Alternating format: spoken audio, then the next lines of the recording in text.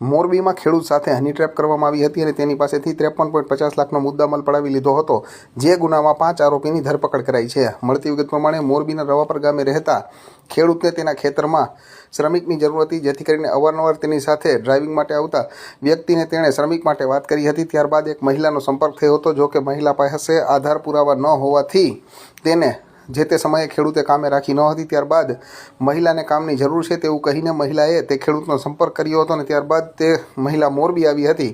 ત્યાંથી ખેડૂત તેને પોતાના ખેતરે લઈ ગયા અને તે ખેતરે પહોંચ્યા ત્યારે જ મહિલાએ તેના કપડાં કાઢીને ખેડૂતને બથ ભરી લીધી હતી અને એટલી જ વારમાં બીજી 2 કારમાં આવેલા શખ્સો દ્વારા ખેડૂત અને મહિલાના ફોટો વિડીયો પાડી લેવામાં આવ્યા હતા અને તેની પાસેથી 1.14 કરોડ રૂપિયાની માંગણી કરવામાં આવી હતી અને સોનાના બિસ્કિટ, સોનાનો ચેન, રોકડા રૂપિયા મળીને 53.50 લાખ રૂપિયા ખેડૂત પાસેથી પડાવી લીધા હતા। જોકે ખેડૂતે નોંધાવેલ ફરિયાદ આધારે પોલીસે એક મહિલા સહિત 8 વ્યક્તિઓ સામે ગુનો નોંધ્યો હતો અને હાલમાં આ ગુનામાં 5 આરોપીની ધરપકડ કરાયેલ છે, જેની પાસેથી 3 સોનાના બિસ્કિટ, 2 સ્વિફ્ટ ગાડી, 1 સ્કૂટર, આમ કુલ મળીને 51.11 લાખ રૂપિયાની કિંમતનો મુદ્દામાલ કબજે કર્યો છે। જોકે આ ગુનામાં હજુ મહિલા સહિત 3 આરોપીઓને પકડવાના બાકી છે, તેને પકડવા માટેની તજવીજ ચાલુ છે।